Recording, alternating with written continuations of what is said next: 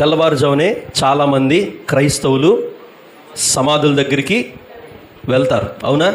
వీళ్ళందరూ ఎందుకు వెళ్ళారు? యేసుప్రభు కోసం వెళ్ళారా, లేకపోతే వాళ్ళ బంధువుల సమాధుల కోసం వెళ్ళారా? నేను అడిగేది వీళ్ళు ఇక్కడ వెళ్ళిన స్త్రీల గురించి.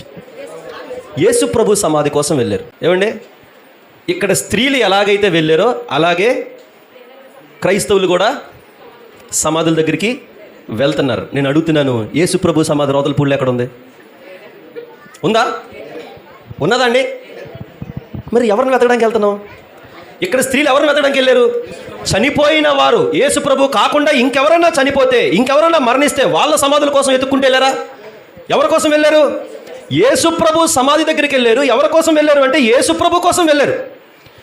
ఇప్పుడు మనలో చాలామంది క్రైస్తవులు ఎక్కడికి వెళ్తున్నారు? సమాధుల దగ్గరికి వెళ్తున్నారు. మరి యేసుప్రభు సమాధి రౌతులపూడికి ఎప్పుడు షిఫ్ట్ అయిందో నాకు తెలియదు. కొన్ని రౌతులపూడి కాకపోయినా ఇంకా ఎక్కడ, ఏ స్థలంలో అయినా సరే, ఏ దేశంలో అయినా సరే, ఏ ప్రాంతంలో అయినా సరే చాలామంది, ఎక్కువ మంది వెళ్ళరు, కొంతమంది వెళ్తారు. మరి అక్కడక్కడ ఆ ప్రదేశాల్లో యేసుప్రభు సమాధులు ఎలా వచ్చినాయి మరి నాకైతే తెలియదు.